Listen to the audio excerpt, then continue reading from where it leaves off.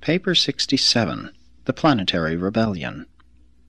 The problems associated with human existence on Urantia are impossible of understanding without a knowledge of certain great epochs of the past, notably the occurrence and consequences of the planetary rebellion. Although this upheaval did not seriously interfere with the progress of organic evolution, it did markedly modify the course of social evolution and of spiritual development.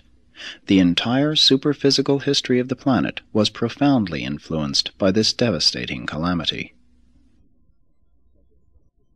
1. The Caligastia Betrayal. For 300,000 years Caligastia had been in charge of Urantia when Satan, Lucifer's assistant, made one of his periodic inspection calls, and when Satan arrived on the planet, his appearance in no way resembled your caricatures of his nefarious majesty.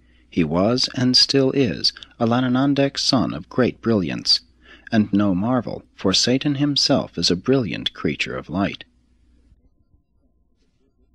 In the course of this inspection, Satan informed Caligastia of Lucifer's then proposed Declaration of Liberty, and as we now know, the prince agreed to betray the planet upon the announcement of the rebellion.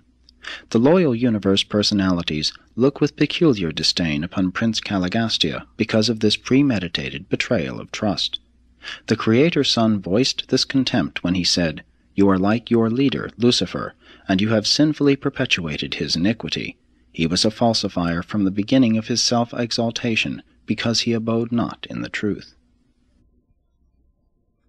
In all the administrative work of a local universe, no high trust is deemed more sacred than that reposed in a planetary prince who assumes responsibility for the welfare and guidance of the evolving mortals on a newly inhabited world. And of all forms of evil, none are more destructive of personality status than betrayal of trust and disloyalty to one's confiding friends. In committing this deliberate sin, Caligastia so completely distorted his personality that his mind has never since been able fully to regain its equilibrium. There are many ways of looking at sin, but from the universe philosophic viewpoint, sin is the attitude of a personality who is knowingly resisting cosmic reality. Error might be regarded as a misconception or distortion of reality. Evil is a partial realization of, or maladjustment to, universe realities.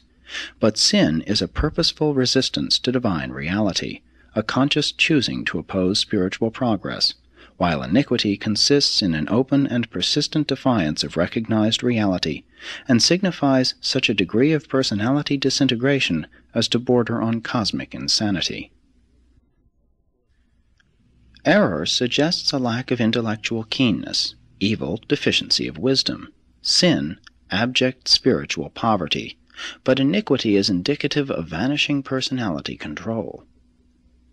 And when sin has so many times been chosen and so often been repeated, it may become habitual. Habitual sinners can easily become iniquitous, become wholehearted rebels against the universe and all of its divine realities. While all manner of sins may be forgiven, we doubt whether the established iniquitor would ever sincerely experience sorrow for his misdeeds or accept forgiveness for his sins. 2. The outbreak of rebellion. Shortly after Satan's inspection, and when the planetary administration was on the eve of the realization of great things on Urantia, one day, midwinter of the northern continents, Caligastia held a prolonged conference with his associate Dalagastia, after which the latter called the 10 councils of Urantia in session extraordinary.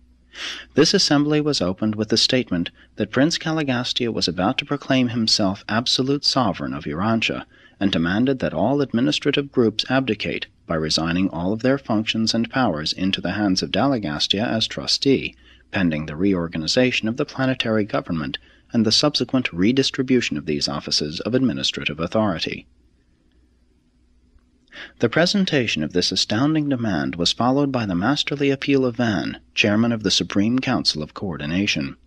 This distinguished administrator and able jurist branded the proposed course of Caligastia as an act bordering on planetary rebellion, and appealed to his conferees to abstain from all participation until an appeal could be taken to Lucifer, the system sovereign of Satania, and he won the support of the entire staff.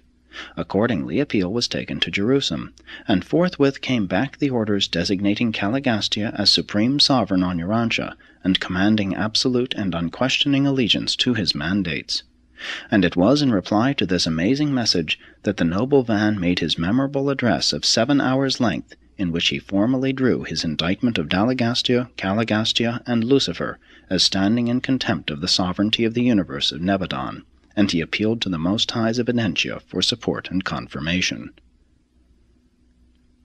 Meantime, the system circuits had been severed. Urantia was isolated. Every group of celestial life on the planet found itself suddenly and without warning isolated, utterly cut off from all outside counsel and advice. Dalagastia formally proclaimed Caligastia god of Urantia and supreme over all. With this proclamation before them, the issues were clearly drawn, and each group drew off by itself and began deliberations, discussions destined eventually to determine the fate of every superhuman personality on the planet. Seraphim and cherubim and other celestial beings were involved in the decisions of this bitter struggle, this long and sinful conflict. Many superhuman groups that chanced to be on Urantia at the time of its isolation were detained here and, like the seraphim and their associates, were compelled to choose between sin and righteousness, between the ways of Lucifer and the will of the unseen Father. For more than 7 years this struggle continued. Not until every personality concerned had made a final decision would or did the authorities of Evidentia interfere or intervene. Not until then did Van and his loyal associates receive vindication and release from their prolonged anxiety and intolerable suspense. 3. The 7 Crucial Years. The outbreak of rebellion on Jerusalem, the capital of Satania, was broadcast by the Melchizedek Council. The emergency Melchizedeks were immediately dispatched to Jerusalem, and Gabriel volunteered to act as the representative of the Creator's Son, whose authority had been challenged. With this broadcast of the fact of rebellion in Satania, the system was isolated, quarantined from her sister systems. There was war in heaven, the headquarters of Satania, and it spread to every planet in the local system. On Urantia, 40 members of the corporeal staff of 100, including Van, refused to join the insurrection. Many of the staff's human assistants, modified and otherwise, were also brave and noble defenders of Michael and his universe government. There was a terrible loss of personalities among seraphim and cherubim. Almost 1/2 of the administrator and transition seraphim assigned to the planet joined their leader in Dalagastia in support of the cause of Lucifer. 40,119 of the primary midway creatures joined hands with Caligastia, but the remainder of these beings remained true to their trust. The traitorous prince marshaled the disloyal midway creatures and other groups of rebel personalities and organized them to execute his bidding, while Van assembled the loyal midwayers and other faithful groups and began the great battle for the salvation of the planetary staff and other marooned celestial personalities. During the times of this struggle, the Loyalists dwelt in an unwalled and poorly protected settlement a few miles to the east of Dalmatia, but their dwellings were guarded day and night by the alert and ever-watchful loyal midway creatures, and they had possession of the priceless Tree of Life. Upon the outbreak of rebellion, loyal cherubim and seraphim, with the aid of 3 faithful midwayers, assumed the custody of the Tree of Life, and permitted only the 40 loyalists of the staff and their associated modified mortals to partake of the fruit and leaves of this energy plant. There were 56 of these modified Andonite associates of the staff, 16 of the Andonite attendants of the disloyal staff, refusing to go into rebellion with their masters. Throughout the 7 crucial years of the Caligastia rebellion, Van was wholly devoted to the work of ministry to his loyal army of men, midwayers, and angels. The spiritual insight and moral steadfastness which enabled Van to maintain such an unshakable attitude of loyalty to the universe government was the product of clear thinking, wise reasoning, logical judgment, sincere motivation, unselfish purpose, intelligent loyalty, experiential memory, disciplined character, and the unquestioning dedication of his personality to the doing of the will of the Father in paradise. This 7 years of waiting was a time of heart-searching